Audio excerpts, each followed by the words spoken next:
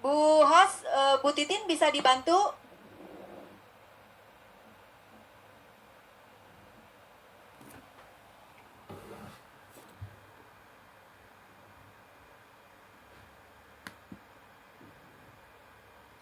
Silakan Bapak Ibu yang akan memberikan pertanyaan terhadap ketiga para narasumber kita yang sangat luar biasa yang hari ini berkenan untuk memberikan materinya di webinar FGLSN. Itu Bapak Alwi Puri angkat tangan itu mau bertanya. Silahkan, ada yang mau bertanya? Ada ini yang raise hand, Bapak Alwi Puri dan Pak Musyawar apa ya? Silakan Pak Alwi. Ya, silakan Pak Alwi Puri untuk mengajukan pertanyaan. Pak Alwi Puri itunya masih mute. Oke, saya bantu.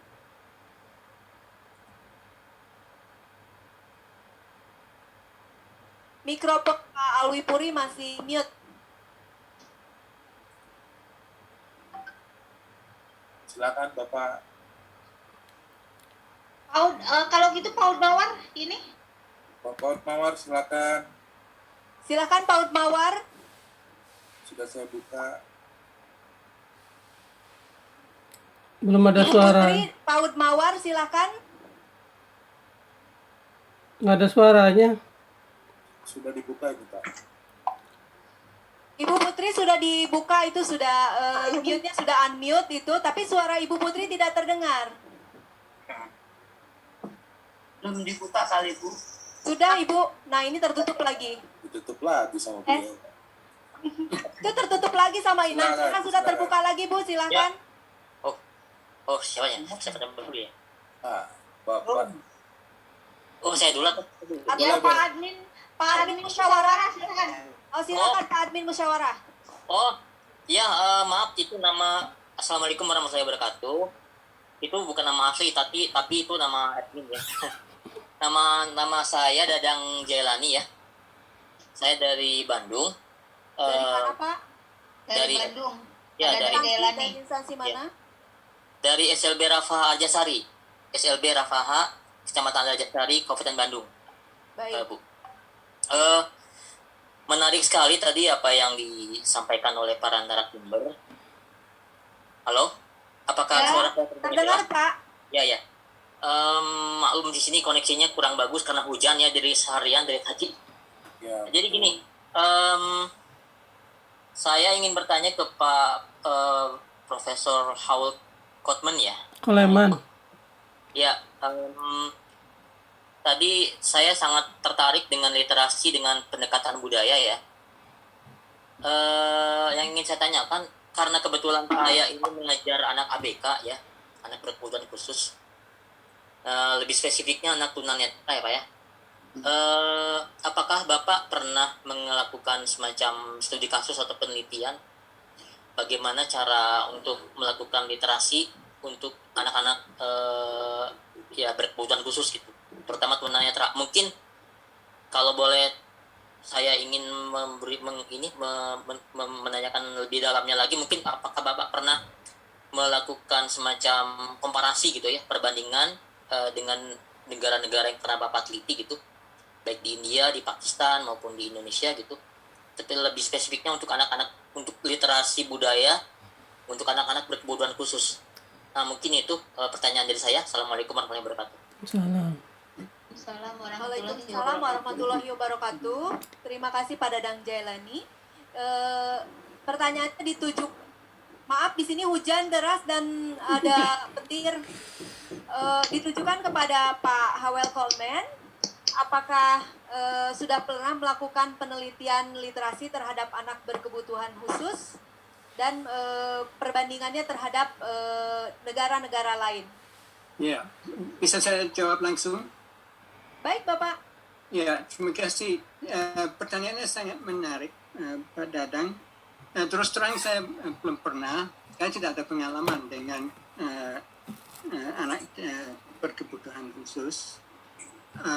Tetapi ada di Kuala Lumpur, Malaysia, ada organisasi, bukan organisasi, institusi pendidikan guru untuk anak berkebutuhan khusus. Saya pernah berkunjung ke sana sekali dan saya yakin mereka, kemungkinan besar mereka sudah pernah melakukan penelitian seperti ini. Nanti kalau Bapak bisa menghubungi saya, nanti saya hubungkan Bapak dengan institusi tersebut di Kuala Lumpur.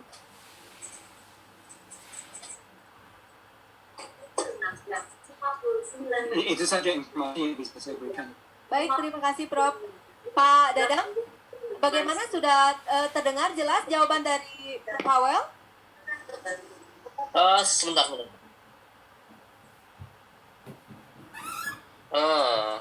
Prof. Howell belum pernah melakukan penelitian terhadap anak berkebutuhan khusus, tetapi beliau pernah Bu.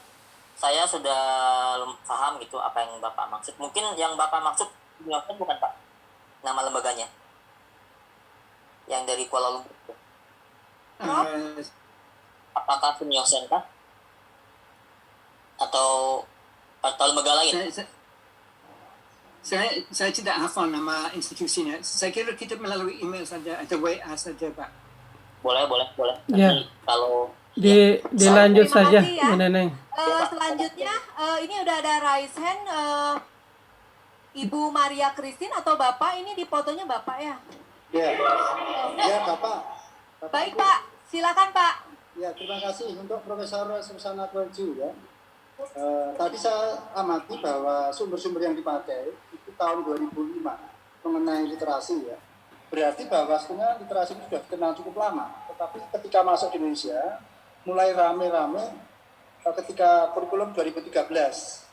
Itu pun sekarang 2021 baru digembar-gemborkan ya. Itu sementara di Indonesia ini kondisi pendidikan terutama untuk literasi dan numerasi cukup berat ya, karena kondisi bangsa Indonesia ini khususnya anak-anak pelajar itu kan beragam. Mungkin bisa terjangkau untuk kota-kota besar di Indonesia. Melihat suasana seperti ini, ini Profesor Susana Kuelju ya. Ini apa bisa ke depan bahwa negara Indonesia ini bisa menuju literasi, numerasi yang merata begitu. Terima kasih. Terima kasih. Ini Bapak Ibu Maria Christine mengajukan pertanyaan kepada Prof. Susana. Prof, Ya. masih adakah? Dari Malang nih ya. Dari Malang, Prof.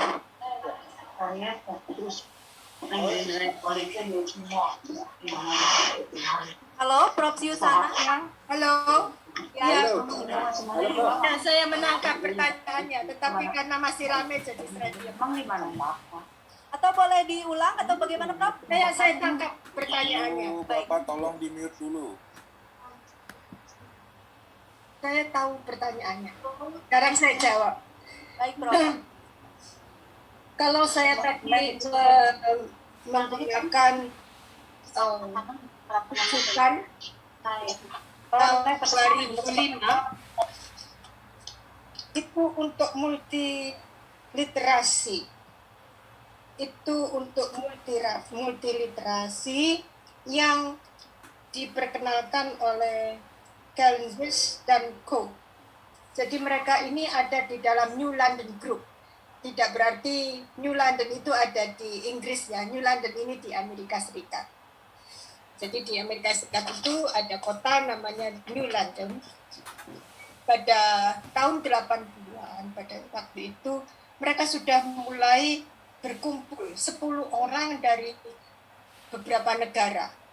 Nah, Kalenjis dan Cope ini dari Australia. Tapi Kalenjis waktu itu sekalipun dari Australia, beliau sedang menjadi dekan di Illinois. Nah, itu untuk multiliterasi atau multiliteracy.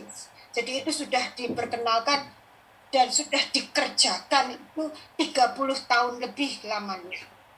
Tapi kalau tadi pertanyaan Bapak itu bukan tentang multiliterasi, tetapi tentang literasi. Jadi literasi itu berbeda dari satu budaya ke budaya lain, dan juga perkembangannya itu berbeda. Jadi literasi pada waktu Indonesia baru merdeka, pemberantasan buta huruf itu Bung Karno sendiri harus turun tangan mengajarkan A, E, I, O, U. Apa. Bung Karno sendiri harus mengajarkan. Itu ada proyek besar-besaran, proyek pemberantasan buta huruf. Hanya untuk membaca. Tapi ini namanya literasi dasar. Kita tidak berbicara tentang literasi dasar. Sekarang ini di budaya apapun, kita sudah tidak boleh lagi bicara tentang literasi dasar. Yang kita bicarakan sekarang adalah literasi fungsional. Dan tidak cukup di literasi fungsional seperti itu dari domain linguistik, tetapi kita sudah masuk ke dalam domain multiliterasi.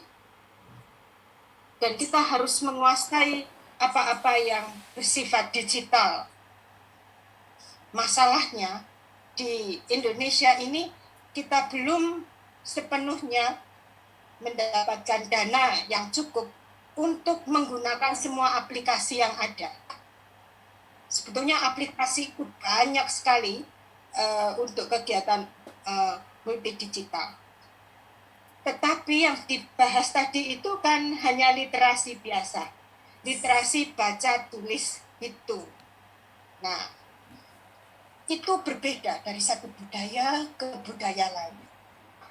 Kalau di budaya barat, literasi itu hal yang sangat penting.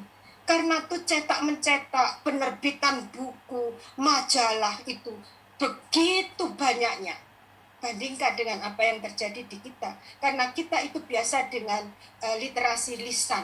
Kita biasa dengan wayang. Kita biasa dengan ke barat. Misalnya di Singapura aja, tetangga yang paling dekat, atau di Tiongkok. Di setiap gang itu mesti ada perpustakaan. Di kita ini juga ada perpustakaan, di RW saya ini juga ada perpustakaan. Tapi itu bukan seperti perpustakaan. Itu seperti gudang. Gudang menyimpan buku-buku yang tidak perlu. Saya juga pada kira-kira tahun 98, 99. Pertama kali kita bicara tentang kompetensi pustakawan sekolah dalam proyek besar, kompetensi pustakawan sekolah. Itu saya mengunjungi banyak sekolah-sekolah di Indonesia. Setiap sekolah itu punya perpustakaan. Malah juga ditulis perpustakaan library. Tapi apa perpustakaan yang ada di sana itu bukan seperti perpustakaan. Tapi itu seperti gudang buku untuk buku paket yang tidak terpakai. Sedangkan kita tahu perpustakaan itu bukan gudang buku. Perpustakaan itu adalah tempat untuk mencari informasi. Karena itu seorang pustakawan itu harus mengerti benar tentang information management. Dia itu orang yang ahli di dalam IT untuk information management. Itu di budaya barat. Jadi begitu